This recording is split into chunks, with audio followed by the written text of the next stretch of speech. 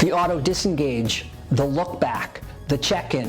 What is this? This is when your dog notices a stimulus and checks back to the handler to get a reward. Hi, my name is Drayton Michaels. I'm a dog trainer, behavior technician. Thanks for tuning in. Let's talk about the check-in, the look back, the auto disengage. The check-in, the look back, the auto disengage. This is the byproduct of counter conditioning, where you mark yes and you implement a payment for orienting to the stimulus.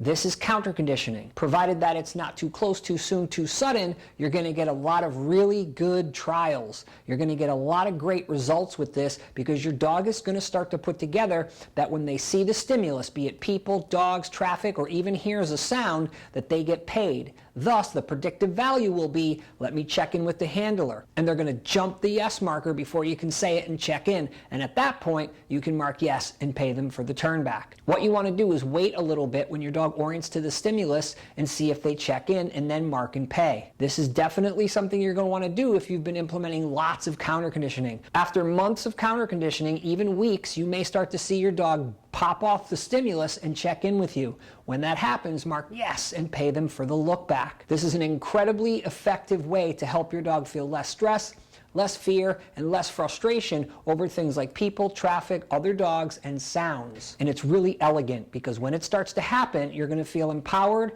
and your dog is going to have less stress. And that's the whole point of counter conditioning, is to have your dog feel better about the stimulus that has them feeling frustrated, stressed, fearful, or excited. If you have a puppy, start this right away so that as they approach adolescence, when a lot of reactivity starts to occur, you'll be well ahead of the game. Also, if you have a brand new dog, you've just rescued a dog and you don't really know much about their history, start to mark yes and pay them for all sudden environmental contrasts that they orient to. This is going to teach them that in their new life, they get paid when the environment changes. Remember, when the environment changes for dogs, it triggers fight, flight, or freeze. And they can't flee because they're on containment, on a harness and a leash. But they can freeze up and they can quote unquote fight by barking and lunging. When you mark yes and you pay your dog for orienting to stimulus, dogs, people, traffic, and sounds, they start to learn the handler is the most reinforcing thing in the environment, and most dogs will develop an auto disengage or a check-in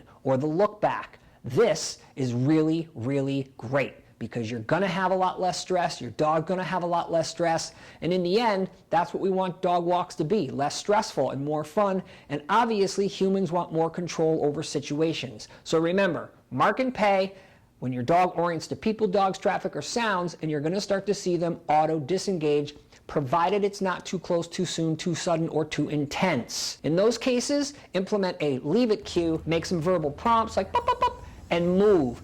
Don't drag your dog or yank their leash, but move. They will go with you because remember, you're the most reinforcing thing in the environment. When you get that, leave it off of something that's too close or too soon or too sudden. Pay them when you get some steps. Anywhere from 5 to 10 steps, start paying them and keep the leave it going to implement the distance you need. Remember, dogs look to humans for safety and they look to humans for reinforcement. So make sure when you're training your dog on leash that you're helping them feel safe and you're providing them with more reinforcement than the environment. Remember, out on leash with your dog, you want to implement safety. That means distance. You also want to implement reinforcement, which means food or scent gathering. And distance can also be reinforcing as well if the stimulus is going to be too intense, like a loud truck. Thanks for watching. I really appreciate it. Don't forget to like, subscribe, and share, and pass this information on to somebody else who might need it. Have fun training, take care of yourselves, and I'll see you on the next video.